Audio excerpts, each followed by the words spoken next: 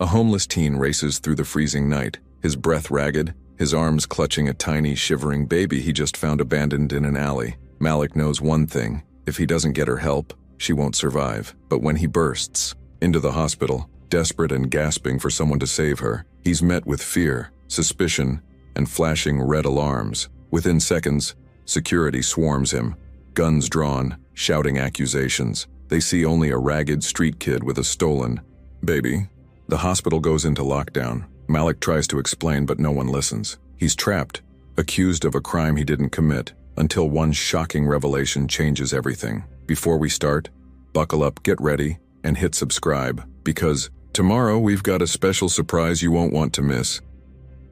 Malik pulled his hood tighter against the biting wind as he walked down the dimly lit alley. His stomach ached with hunger, but he was used to it by now. The city never slept, but for people like him, people without a home, without a place to belong, it was a different kind of awake. A cold, uncaring, and brutal one. He stepped over a pile of discarded takeout containers, hoping one might still have something edible left inside. Nothing. His fingers, stiff from the cold, clenched in frustration, but he shook it off. Getting angry wouldn't change anything. It never did. The streetlights flickered as he rounded the corner toward the abandoned warehouse where he usually slept. He wasn't the only one who stayed there, but the others didn't bother him as long as he didn't bother them. That was the rule. Keep your head down, don't cause trouble, and maybe you'll make it through another night. Then he heard it. A sound that didn't belong. Malik froze. Beneath the distant hum of traffic and the occasional car horn there was something softer. A cry. Weak. Barely audible, but unmistakable. His chest tightened. It wasn't unusual to hear strange noises in the city, but this was different. This was desperate. His legs moved before his brain could catch up. He followed the sound, weaving through the alley, past rusted dumpsters and graffiti-covered walls. The crying grew louder, more strained. His pulse quickened. Then he saw it. Tucked between two dumpsters, hidden under a thin, dirty blanket, was a baby. Malik's breath caught in his throat. The infant's tiny fists trembled, its face scrunched in distress, lips a frightening shade of blue. "Oh, hell no," he muttered, dropping to his knees. His hands hovered over the baby, unsure of what to do. It was so small, so fragile. His own fingers looked too big, too rough. Then he saw the note, a crumpled piece of paper shoved beneath the baby's swaddle. He hesitated before picking it up, unfolding it with shaking hands. "I'm so sorry, please take care of her, I have no other choice." Malik swallowed hard. His mind raced. Who would leave a baby like this? Why? But he didn't have time for questions. The baby let out another feeble cry, weaker this time. Malik's stomach twisted. She was freezing. If he didn't do something now, he didn't let himself finish the thought. Carefully, he scooped the baby into his arms. She was lighter than he expected, barely anything at all. His heart pounded as he held her close, trying to share his body heat. He had to get her somewhere safe, somewhere warm. His eyes darted to the nearest street, and his decision was made. He took off running. Malik's breath came in ragged gasps as he sprinted through the empty streets, the baby clutched tightly against his chest. The icy wind burned his face, but he barely felt it. His focus was locked on the tiny, fragile life in his arms. She was barely moving, her cries getting weaker. That terrified him more than anything. "Come on, little one. Stay with me," he muttered, his voice shaking. The city stretched out before him, cold and indifferent. People were still out. Couples walking, cars idling at red lights, someone laughing on the other side of the street. But no one paid him any attention. Just another homeless kid running through the night. Just another shadow. His legs burned, but he didn't slow down. Up ahead, he spotted the bright red glow of a hospital sign. His heart pounded harder. That was it. That was where she needed to be. He pushed himself faster, ignoring the sharp pain in his side. He reached the hospital doors and burst inside, the sudden warmth of the lobby slamming into him like a wall. The change in temperature made him dizzy, but he barely noticed. "She needs help," he gasped. His voice came out too loud, too desperate, but he didn't care. He looked around wildly, searching for someone, anyone who would listen. The hospital lobby was quiet for a second, just long enough for everyone to turn and stare at him. A teenage boy, ragged, panting, his clothes filthy, and torn, cradling a baby in his arms. A security guard moved first, stepping forward with a wary look. "What? She's freezing. She was left outside." Malik interrupted, his voice cracking. A nurse behind the counter finally sprang into action. She rushed forward, arms out. "Give her to me." Malik hesitated for half a second, then gently passed the baby over. His arms felt empty the second she was gone, like something had been ripped from him. The nurse cradled the baby, quickly assessing her. "She's ice cold. "We need a pediatric team now," she shouted, her voice sharp and urgent. More nurses rushed forward. Someone grabbed a rolling crib and carefully laid the baby inside. Malik stepped back, his heart pounding as he watched them wheel her away. Then he felt it, the shift in the room. The moment the baby was out of his arms, all eyes were on him.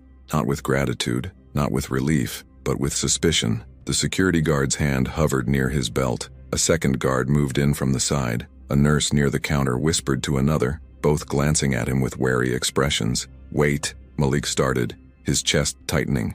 A sharp beep rang through the room, then another. The hospital doors locked. Red lights flashed above. A voice crackled over the intercom. Security lockdown in effect. Malik's stomach dropped. They thought he had kidnapped her. Malik took a step back, his pulse hammering in his ears as the red lights flashed above. The hospital doors were locked, sealed tight like a prison. His breath caught in his throat. They thought he had done something. They thought he had kidnapped her. No, wait, he stammered, holding up his hands. The security guards moved in fast, their hands hovering near their weapons.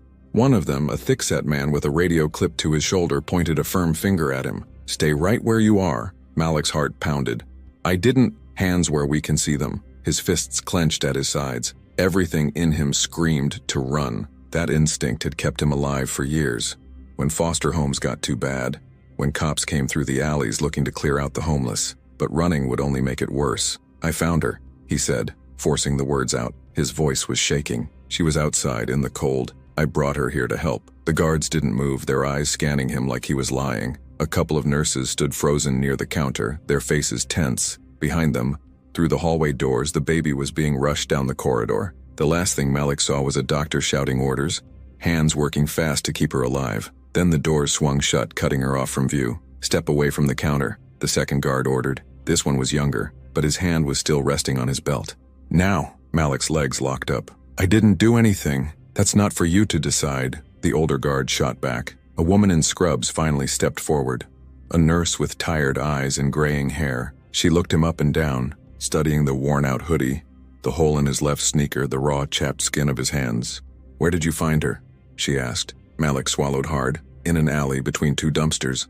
There was a note." She hesitated, glancing at the security guards, then back at him. "A note? In her blanket," he insisted. "Someone left her there." The older guard shook his head. "That's convenient." Anger flared in Malik's chest. "You think I'm lying? I think it's real suspicious that a street kid just happens to walk in with a baby and no one else around to back up his story." Malik felt like the room was closing in on him. Every exit was blocked. Every pair of eyes burned into him with doubt, with judgment, with fear. Then the sound of sirens filled the air. Police. He turned his head just in time to see flashing blue and red lights outside the hospital doors. The guard straightened up.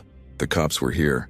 Malik was out of time. The automatic door slid open and the police rushed in. Malik's chest tightened as he counted 3 officers, their hands resting near their holsters. The room, already tense, seemed to shrink. The security guard stepped aside, letting the cops take over. One officer, a woman with short-cropped hair and sharp eyes, scanned the room before settling her gaze on Malik. "That him?"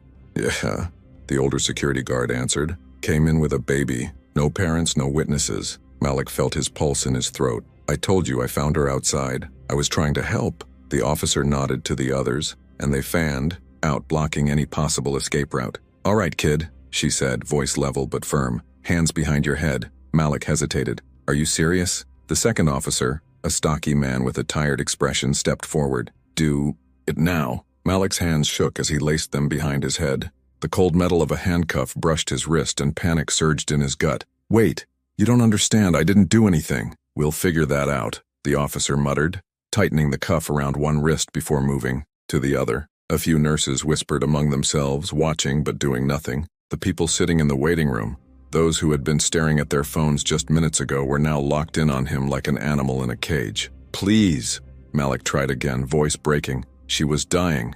I couldn't just leave her." The female officer glanced at one of the nurses. "Where's the baby now?" The older nurse hesitated. "The doctors are working on her. She was hypothermic when she came in."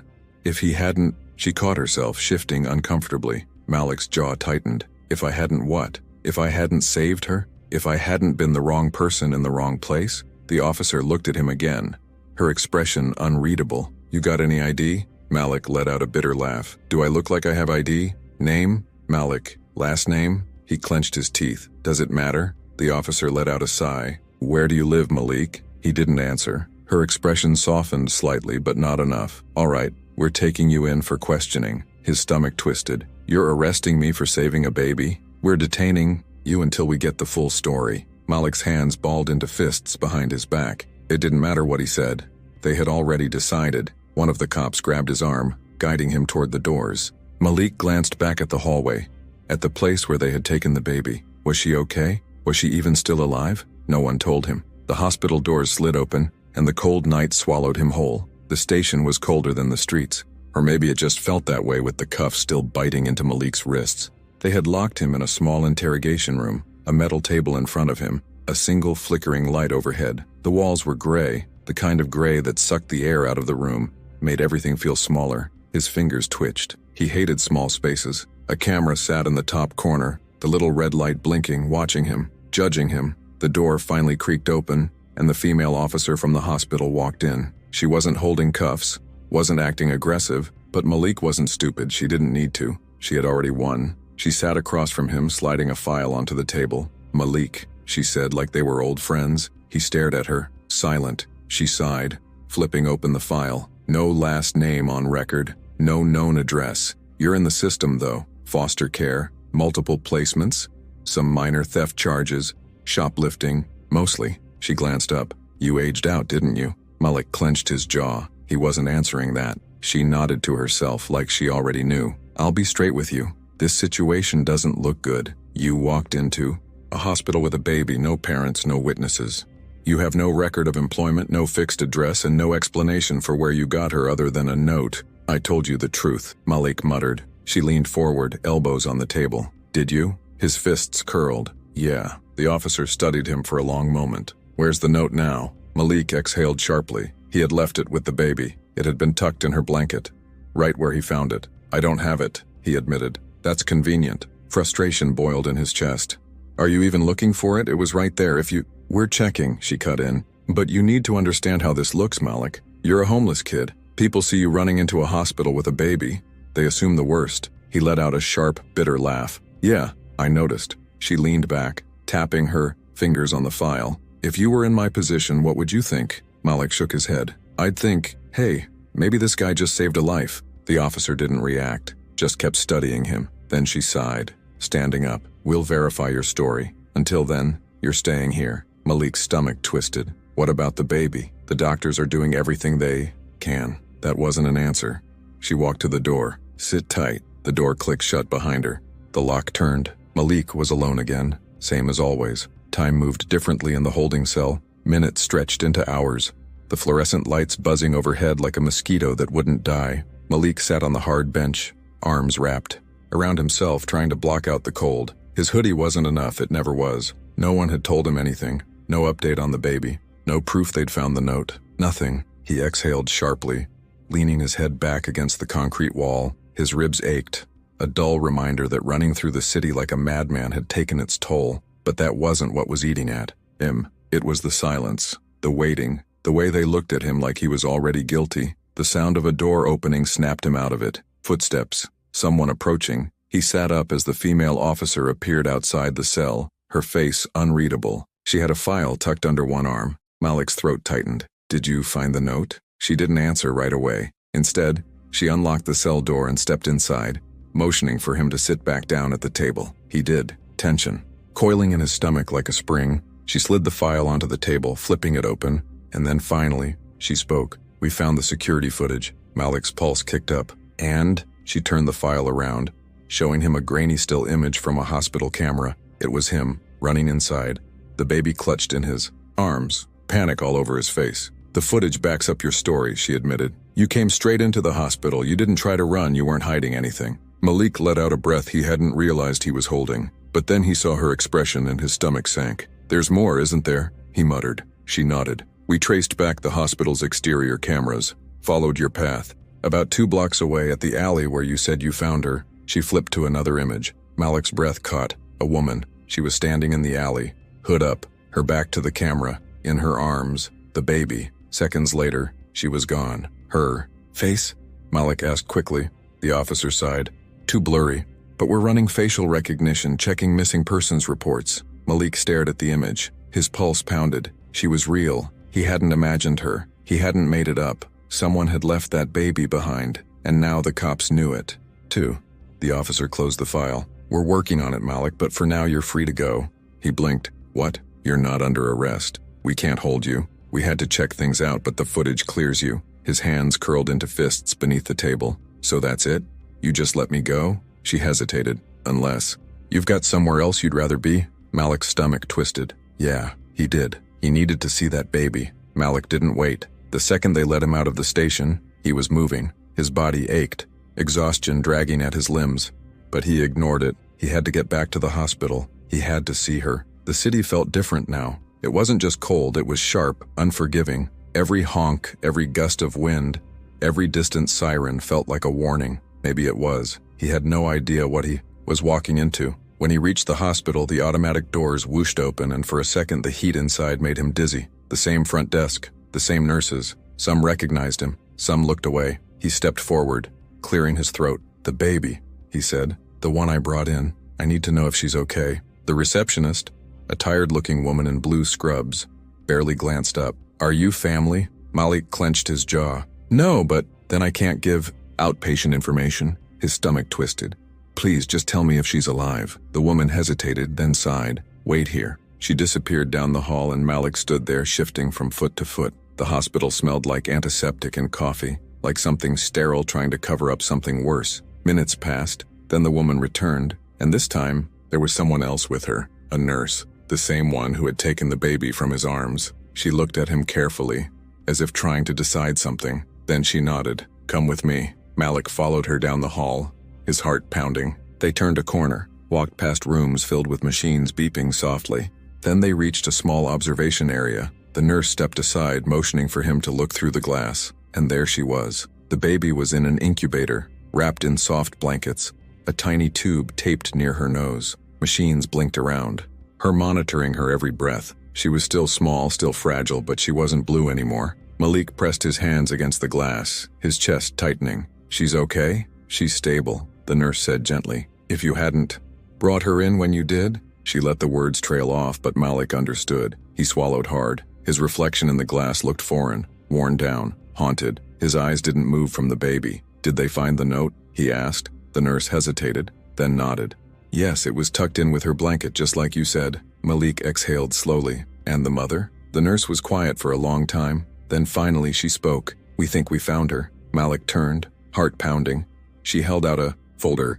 Inside was a grainy, black and white still from a security camera. A woman, hood up, face partially turned away. But it wasn't just any woman. Malik knew that face. His stomach dropped. He had seen her before. Malik stared at the grainy photo, his pulse hammering in his ears. His fingers curled around the edge of the folder, gripping it tight as if it might slip away. The woman in the image, her posture, the way she kept her head down, the familiar tilt of her shoulders, it sent a wave of recognition crashing through him. He knew her, not personally, not by name, but he had seen her before, drifting through the same streets he had. Just another ghost in the city's forgotten corners. His throat was dry when he spoke. "She's homeless." The nurse's expression didn't change. "Do you know her?" "Not really," he admitted. "I've seen her before, in the shelters, the food lines." The nurse nodded slowly.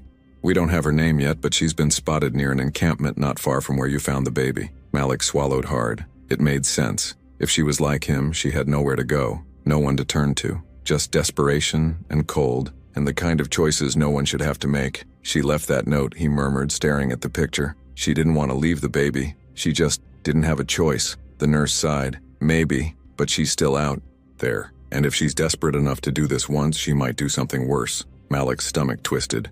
He thought of the baby, tiny and fragile in that alley, left between dumpsters like she was nothing. He thought of what could have happened if he hadn't found her. "She needs help," he said firmly. "Not just the baby, her." The nurse gave him a careful look. "And what do you want to do about it?" Malik hesitated. He wasn't sure.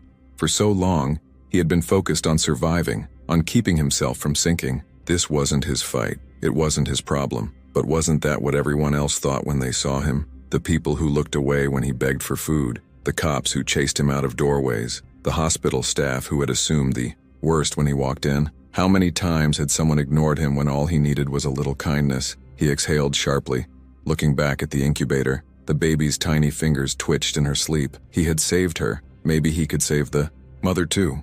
Tell the cops where she is, he said finally. But don't treat her like a criminal. Just give her a chance. The nurse studied him for a long moment before nodding. All right. Malik's hands relaxed. He glanced back at the baby one last time, then turned toward the hallway. He wasn't sure what came next, but for the first time in a long time, he felt like he had done something that mattered. Malik sat on the hospital bench, his legs bouncing, hands shoved deep into his pockets. The waiting was the worst part. Every second that passed felt like another reminder of how little control he had over any of this, over what happened to the baby, over what happened to her mother. A few hours ago, he had been nothing more than another invisible kid on the streets, someone the world ignored. Now, somehow he was in the middle of something much bigger than himself. The cops had taken the information about the mother seriously. He had watched as an officer made a call, sending a unit to check the encampment where she had last been seen. But they wouldn't tell him anything else, wouldn't let him help. So now all he could do was wait. A nurse passed by, giving him a cautious glance. He could feel the weight of it, the same quiet judgment he had seen 1,000 times before. A problem, a statistic, a kid who didn't belong here. Malik exhaled sharply and leaned back against the wall, staring up at the ceiling. His mind kept replaying the image of the woman in the security footage. He couldn't stop wondering what had been going through her head when she left the baby there. How long had she stood in that alley, holding her child, knowing she was about to walk away? A soft voice broke through his thoughts. Malik. He looked up, startled. The social worker stood there, a thin woman in a beige cardigan, a clipboard clutched to her chest. He didn't recognize her, but that didn't mean much. He had met too many of them over the years, each one promising things they couldn't deliver. He tensed. I didn't ask for you. She offered a small smile, not quite pitying, but close, enough to make his skin crawl. I know. The hospital called me. Malik shot a glare toward the reception desk. Of course they had. I just wanted to check in, she continued. You've been through a lot tonight, he scoffed. Yeah? Which part tipped you off, the baby or the cops? Her expression didn't change. Both. She sat beside him, keeping a careful distance. You don't have to talk to me if you don't want to, but I did want you to know that there are options. Malik clenched his jaw. He had heard that before. Options, like the foster homes that shuffled him around like luggage, like the shelters that turned people away when they ran out of beds. He shook his head. I'm fine. She studied him for a moment, then nodded. All right, but if you change your mind. She pulled a card from her pocket and set it on the bench beside him. Malik didn't touch it. The social worker sighed, standing up. Take care of yourself, Malik. He didn't respond. He just kept waiting. The hours dragged on, but Malik stayed. He didn't know why. Maybe it was because he still hadn't seen the baby up close, hadn't gotten a real answer about what would happen to her. Maybe it was because he was waiting to hear if they found the mother. Or maybe deep down, he was afraid that if he left now, he would go right back to being invisible. He ran a hand over his face, exhaustion pressing down on him like a weight. The hospital hummed with low voices and beeping machines, doctors moving in and out of rooms with tired efficiency. No one was looking at him anymore. No security guards were hovering nearby. No one was whispering behind the counter. For the first time in a long time, he wasn't being watched like a criminal. He was just there. The quiet didn't last. A commotion near the entrance caught his attention. 2 officers were walking in, a woman between them. Malik sat up straight. It was her. She looked smaller than she had in the footage. Her hoodie was pulled tight around her thin frame, her face pale and hollow-eyed. The way she moved, stiff, reluctant, like she was expecting someone to grab her at any second, felt painfully familiar. She didn't resist when the officers guided her toward a private room off to the side. They weren't treating her like a suspect, at least not yet. Malik stood before he even realized what he was doing. His feet carried him across the lobby, past the rows of chairs and the nurse's station, until he was just a few feet away. One of the officers noticed him. Kid, you can't. She's the one who left her, Malik said, cutting him off. I need to talk to her. The officer hesitated, glancing at his partner. The woman, the mother, finally looked up. Her eyes flickered over Malik, cautious, confused. You found her, she murmured. Her voice was rough, barely above a whisper. Malik swallowed hard. Yeah. Her hands clenched into fists at her sides. She looked like she wanted to run, but there was nowhere to go. I didn't have a choice, she said, her voice shaking. I thought if I left her somewhere safe, maybe someone would. She almost died, Malik said bluntly. The words landed hard. She flinched, her breath hitching. Tears welled in her eyes, but she blinked them back, shaking her head. I didn't know what else to do. No shelter would take us. No one would help. I thought maybe she'd have a better chance without me. Malik's chest tightened. He understood that feeling too well. He exhaled sharply, then met her eyes. "Maybe you don't have to do this alone." She stared at him, searching his face like she was trying to figure out if he was serious. For the first time, he saw something besides fear in her expression: hope. The mother sat stiffly in the hospital chair, her arms wrapped tightly around herself, as if she were trying to hold something in. Malik stood a few feet away, hands shoved in his pockets, unsure of what to say next. The cops hadn't taken her away. Not yet. Instead, they lingered nearby, watching, waiting. She glanced toward the hallway where the baby had been taken. "Is she okay?" Malik nodded. "She made it." The mother let out a shaky breath, her shoulders sagging like she had been holding herself up by sheer will. She wiped at her face, but there were no tears. Maybe she had run out of them a long time ago. "I never wanted to leave her," she whispered. "But I had nothing. No money, no food, I couldn't even keep her warm." She let out a bitter laugh. "The shelters turned me away. They always have too many people, not enough space. I thought if I left her somewhere, she'd be found fast, maybe by someone who could actually help." Malik's chest tightened. It sounded too familiar. He had spent nights outside shelters, waiting in lines that never moved. He had slept under bridges, in alleys, in places that smelled like piss and garbage because there was nowhere else to go. He had seen mothers with kids turned away just like he had been. The only difference was that he was old enough to survive. "Baby wasn't. She's still yours," he said quietly. The woman shook her head, gripping her sleeves. "They won't let me keep her now. I abandoned her. They'll put her in foster care." Malik's stomach twisted. He had been through that system. He knew what it could do to kids. Not all of it was bad, but a lot of it was. Too many homes, too many strangers never knowing where you belonged. He swallowed hard, forcing down the memories. "What if they don't?" She frowned, glancing up. "What? What if you had help?" He motioned toward the officers. "They brought you here, not a jail cell. Maybe they know you need a chance, not handcuffs." She let out a hollow laugh. "And you think someone's just gonna give me that chance?" Malik exhaled sharply. He had spent most of his life convinced no one would ever give him a chance either, that the world had made up its mind about people like him, and maybe it had. But for the first time, someone had listened to him. The hospital had listened. The cops had listened. People were talking about what had happened, about how broken the system was. He wasn't just some kid on the streets anymore. He had a voice now. And maybe, just maybe, he could use it for more than himself. He looked her in the eyes. "Yeah, I do." And for the first time, she didn't look away. The next few days were a blur of noise, questions, and things Malik never thought would involve him. The hospital story had spread, first through whispers in the waiting room, then online, and finally on the news. A homeless teen saving an abandoned baby, only to be treated like a criminal. People had opinions. Some called him a hero. Others called the mother a monster. But the ones who mattered, the social workers, the doctors, the activists who had spent years fighting for change, saw what Malik had seen from the start. This wasn't just about one baby. It was about all of them. The ones lost in the system. The ones turned away when there wasn't enough space, enough money, enough care. The baby was stable. That was the only thing that mattered to Malik. He had visited her every day, standing outside the glass, watching her sleep, watching her breathe. He had saved her, but she had saved him too. Forced him to stop running, forced him to stand still long enough to see something bigger than his own survival.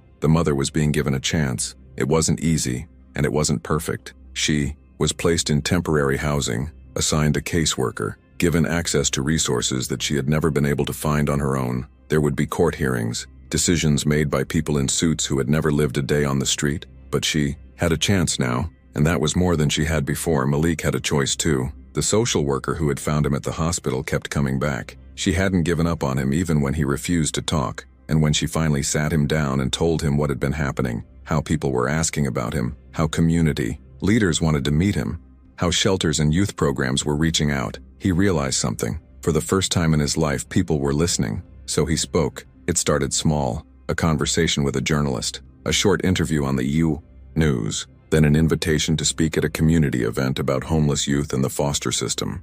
He didn't know what he was doing, but he knew what he had lived through, and that was enough. The night of the event, he stood in front of a crowd of strangers, his hands sweaty, his heart pounding. He could have walked away. He could have disappeared, back into the streets, back into the life he had always known. But he didn't. He took a deep breath and told them his story, told them about hunger, about cold, about being invisible, and then he told them about the baby. By the time he finished, people weren't just watching, they were listening. And for the first time, Malik felt like he wasn't just surviving, he was living.